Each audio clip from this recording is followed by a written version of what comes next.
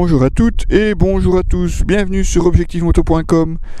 Pour le premier essai de cette saison 2016, c'est Triumph qui s'y colle avec la toute nouvelle Speed Triple 1050. Côté design, forcément, on la reconnaît immédiatement avec cette double optique ici surmontée d'une casquette. Ce qui change par contre sur cette version 2016, ce sont les écopes, plus fines pour un caractère un petit peu plus sportif encore, ainsi que les caches du radiateur. Alors, point de vue modification esthétique, c'est à peu près tout, sauf qu'évidemment ici, version R oblige, vous avez une surpiqûre de lacelle, avec aussi le magnifique logo Triumph sur le dosseret de la selle arrière, des pièces carbone comme ici le long du réservoir, mais également le garde-boue avant, lui aussi en carbone. À l'arrière, on retrouve avec plaisir ce superbe monobras qui découvre la jante, mais également affine grandement l'arrière. Et quand on a une vue arrière sur les deux silencieux, on ne s'en lasse pas. Autre petite modification apportée par Triumph, c'est nouveaux clignotants à LED à l'avant et à l'arrière. Triumph annonce pas moins de 104 nouveautés question moteur. De notre côté, on notera la commande Ride by Wire, les 5 modes de conduite, Rain, Road, Sport et Track. Jusque là, à mon avis, pas besoin de vous expliquer. Le mode Rider, lui, est entièrement paramétrable. Chaque mode agit bien entendu de façon différente sur l'anti-patinage, mais également sur la réponse de la poignée de gaz et l'ABS. Triumph annonce une réduction de consommation. De notre côté, on a quand même allumé la réserve à 180 km. On en avait encore puisqu'on a refait le plein au-dessus des 200 km, mais malgré tout, petit réservoir, 15 litres et demi seulement. Côté freinage, on retrouve des étriers monoblocs signés Brembo, fixation radiale bien entendu, 4 pistons sur des disques de 320 mm, c'est largement suffisant pour freiner les 192 kg à sec de la Speed Triple. Version R oblige, on retrouve des suspensions Öhlins à l'avant comme à l'arrière, une fourche NIX 30 entièrement paramétrable pour l'avant, et à l'arrière un TTX 36, lui aussi entièrement paramétrable. Regardez ça, c'est pas beau ça. Une moto très fine qui sait vraiment piloter sans aucun souci, vraiment très facile à conduire malgré une puissance annoncée de 140 chevaux à 9500 tours minute et un couple de 112 Nm à 7850 tours minute. Mais malgré tout, ça reste très exploitable. C'est d'ailleurs une moto qu'on pourrait presque qualifier de bipolaire. Pourquoi bipolaire? Ne me prenez pas mal, mais c'est vraiment une moto qui vous permet d'envisager la balade.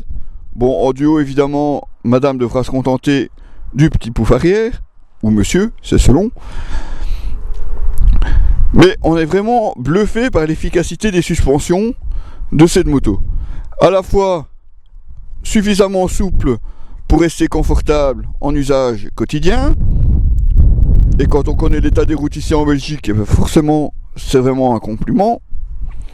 Mais si vous décidez d'hausser le ton, il n'y a pas de souci, la Speed Triple va vous suivre, la fourche va encaisser les grosses compressions, l'amortisseur arrière suit aussi sans aucun problème, et le moteur, c'est pareil, à partir du moment où on se trouve au-dessus des 3500 tours, vous pouvez lui demander quasiment ce que vous voulez.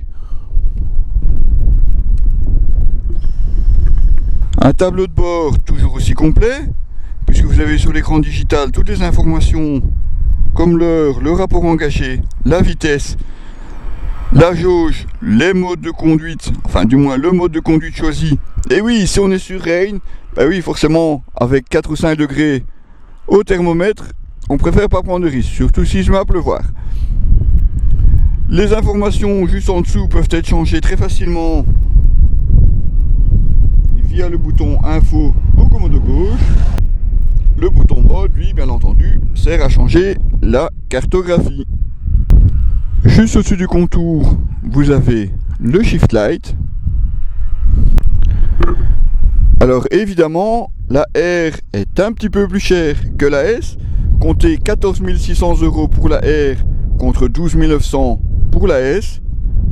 À vous de voir bien entendu si les pièces carbone c'est toujours sympathique, mais ce qui devrait faire la grosse différence bien entendu, ce sont ces suspensions Öhlins.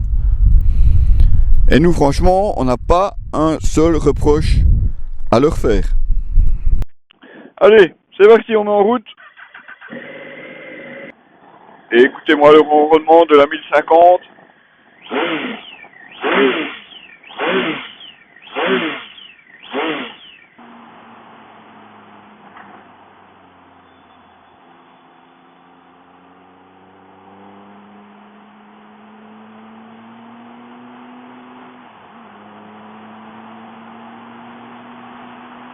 Et alors le son de cette moto, c'est...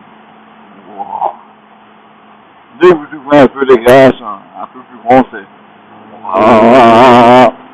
Oh, écoutez. Écoute ça. Ah. Oh putain.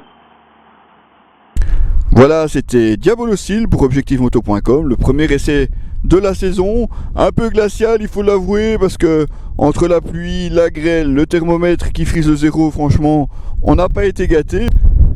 Et pourtant, malgré le monstre de puissance que peut être cette Triumph Speed triple, on n'a vraiment pas eu à se plaindre. Elle a roulé d'ailleurs tous les jours, pour ceux qui pourraient nous faire remarquer que la moto n'est peut-être pas tout à fait propre. Et ouais, peut-être bien en effet.